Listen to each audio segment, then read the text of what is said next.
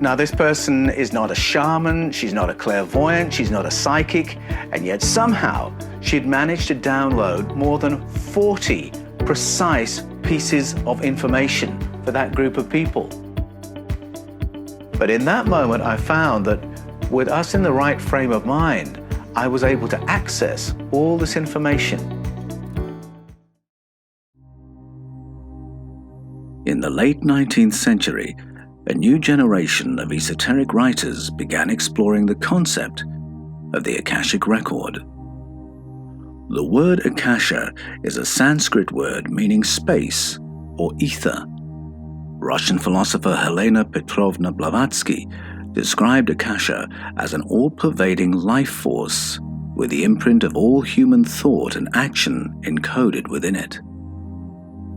Alfred Percy Sinnett and Henry Steele Olcott drew on Buddhist ideas and concepts to develop the idea further. In 1889, Charles Webster Leadbeater put forward the idea that in the right state of consciousness, the Akashic record could be read. These theosophical writers began to put forward the idea that an Akashic record of all human activity can be found in the unifying web of space-time, which they called the etheric plane. Ancient religions, mystical and shamanic traditions also speak of a metaphysical record of the human story. Islam speaks of the preserved tablet. Christianity speaks of the Lamb's Book of Life. In the Hebrew Scriptures, the psalmist writes that all our days are written in the Book of God.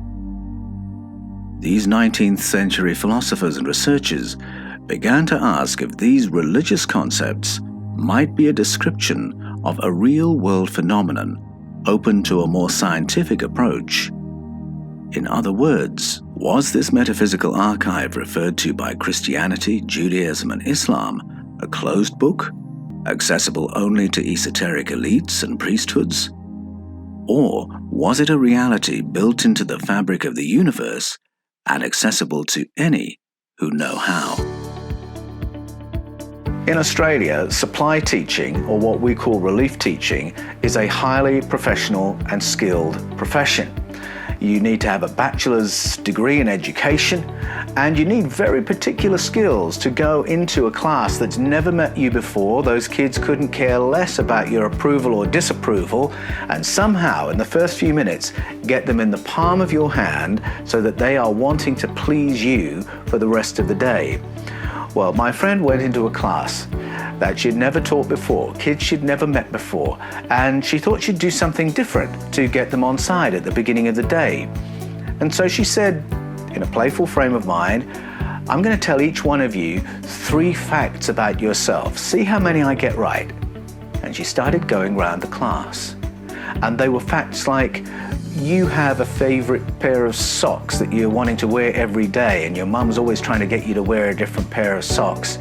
You've got 4 grandparents, but you've got a very special relationship with your grandpa. You've got a new pet. You got it a couple of weeks ago. It was really precise information like that. Well, as she did this, the kids in the class started falling about with laughter because fact after fact, she was nailing it. And by the end of the day, she'd gone around all 20 kids. Every single one of those kids had an accurate fact that she had spoken to them, and 10 of them she'd got all 3 facts correct. Now, this person is not a shaman, she's not a clairvoyant, she's not a psychic, she's just a regular school teacher. And so I asked her, how did you do that? And what prompted you to do it? And she said, I have no idea. I've never done that before. I don't know why I did it. I don't know what made me think of it. It just came to my mind and I just did it. And in that frame of mind, she had downloaded all this accurate information, more than 40 precise pieces of information for that group of people.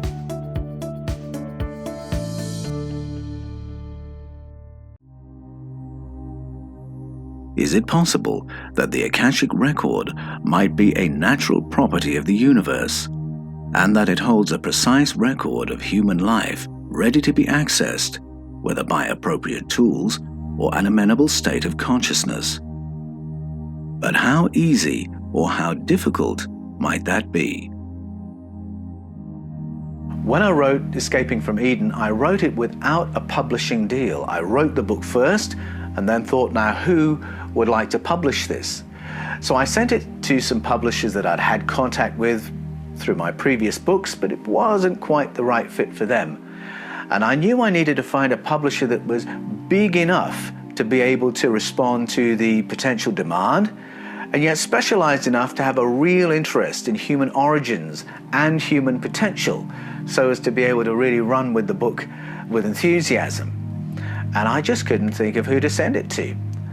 So one evening I asked my wife Ruth, now she's a very intuitive person, and I said, Ruth, could you just spend some time in prayer and see if you get some names? Well, Ruth was very busy that evening. She was distracted with a lot of other things, but she said, okay, I'll see what I can get. And about 15 minutes later, she handed me a piece of paper with 5 names on it. First name, surname, 5 full names. And she said, I've never heard of these people, but Google them, see what comes up. So I took those 5 names, I Googled them. 4 of them were publishers, and 1 of them was the name that led to the contract for Escaping from Eden. Now, I don't know how Ruth did that. Ruth doesn't know how she did it. Maybe it helped that her mind was really on other things, that she wasn't in the driver's seat of that conversation, and in that frame of mind had been able to download accurate information from a wider field of information that some call the Akashic record. But what might be the mechanism of such an archive of conscious experience? I grew up in a pre-digital age, and so when you wanted to record sound or pictures, you would use magnetic tape. And that technology was all about creating interference patterns in the electromagnetic field of magnetized tape. And then another machine could come along and decode those interference patterns back into sound and images. Now, your body and my body each generates its own electromagnetic field. And every thought, every intention, every feeling, emotion, experience creates an alteration or an interference pattern in that electromagnetic field. Planet Earth has its own electromagnetic field, and every human body on the planet creates a minor adaptation or interference pattern in that electromagnetic field. Now, if we have been able to create machines that can decode interference patterns in magnetic fields back into sound and images, then might the interference patterns in planet Earth's electromagnetic field be a mechanism of record? Might our planet itself be the field in which human memory is contained? Early theosophical writers proposed that the Akashic record was encoded within the etheric plane. Some researchers today suggest that the unified field which connects all the space, energy, and matter of the universe may be the language of today's science for the etheric plane. Mystics and shamanic leaders have often found other language to explain their ability to download Akashic information. One such was Saint Seraphim of Sarov, a mystic who became renowned in 18th and 19th century Russia for his ability to read people and download precise information about them. People whom he had never met before, Seraphim would greet and give details about their lives and careers. On occasion, information about their health and any matter they had come to discuss. On one occasion, Seraphim told his visitor precisely how much he had spent on doctors trying to fix the condition he had now brought for healing. Seraphim's approach was one rooted in the Eastern discipline of hesychasm, a practice of prayer and inner stillness. In my book about Saint Seraphim of Sarov, My Dinner with Anton, I talk about a moment where Seraphim is in conversation with one of his counselees.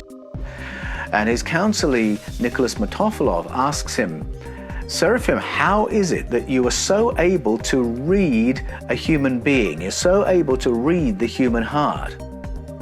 And Seraphim said, well, when I start speaking, I don't know what's going to come out of my mouth. I simply submit my mind to the Spirit of God, and I say the first thing that comes into my mind, and I begin speaking, believing that the Spirit of God will guide me from there.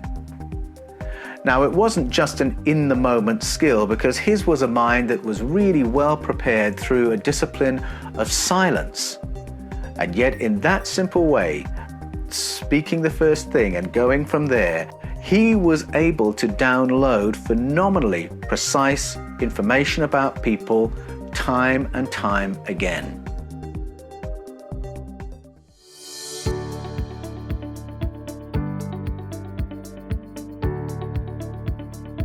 Just recently, somebody showed me this schematic, and I thought, oh my goodness, that so describes my career.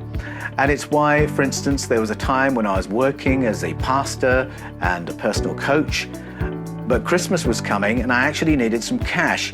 So I worked for a while at the mail sorting office on the night shift. Now, on the night shift, everybody's brainwaves are in a slightly different place, and it was fun working there. I was meeting people I'd never met before. We had our lunch break usually about 2 in the morning, and so one morning we all went down into the canteen, and I thought, I'm going to sit on a different table today. I'm going to meet some new people. So I sat on a table with a number of young guys in their 20s, all having a rather boisterous, light-hearted conversation. And in the middle of that, they said to me, and what do you do? And somehow we got onto the topic of how sometimes a pastor or a coach may need to be able to read a person and make some intuitive leaps. And so one of the guys said, okay, do it on me. And I thought, oh no, Paul, you fool, you've dug yourself a hole here. And so I said, no, it's not really something that you can just, play with or turn on like a switch. And he said, no, do it on me, he said, because we might never meet again, and I'm interested. And in that moment, I could see he was interested. He was sincere. And his sincerity pulled me into a different frame of mind, and I thought, I have to respond. And so I just allowed myself to look at him, and I began speaking what I believed I was perceiving. And I tried not to say too much because I didn't want to embarrass him, and I certainly didn't want to embarrass myself, but I just tried to focus on him and speak what was coming into my mind. Well, his jaw dropped as I did this. And then the bell rang, and we all had to leave and get back to our posts. Well, I saw him again the next day, and I was very relieved that he wasn't angry with me, because I went away thinking, what on earth did I just do? I have no idea if any of that was accurate or what just happened. But he came to me and he said, Paul, it was destiny that you sat on our table yesterday, because you were spot on, and you're absolutely right. I need to make some changes, so I'm actually serving my life purpose. That's what I need to be doing. Thank you so much. And I thought, my goodness, how did that happen? And it made me reflect on what some people call the Akashic record, this field of information that is beyond ourselves that we can sometimes draw upon. I'd heard it spoken of in terms that made it sound like the Akashic record was very vague, very remote. Maybe if you're lucky, if you're a shaman or a psychic or a clairvoyant, you can get some information from there, but it's not for ordinary folk. In that moment, I found that in the right frame of mind, yes, we can access that information. And it was in a moment when I had stilled myself and put myself in a place of wanting to help the other person. And I wonder if that's one of the keys to it.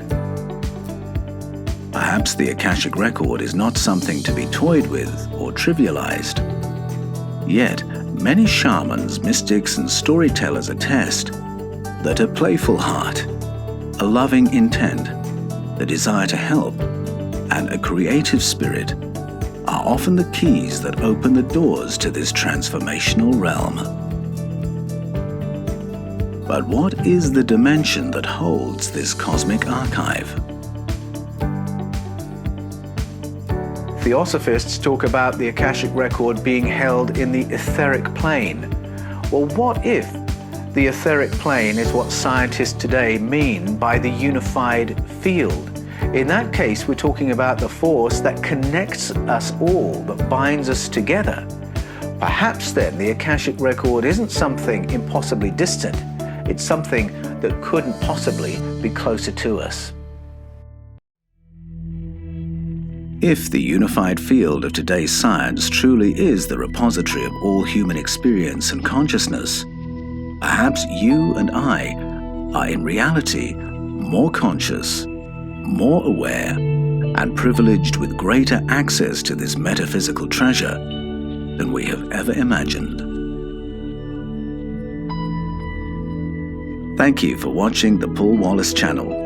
Go to Amazon to pre-order Escaping from Eden. Does Genesis teach that the human race was created by God or engineered by ETs?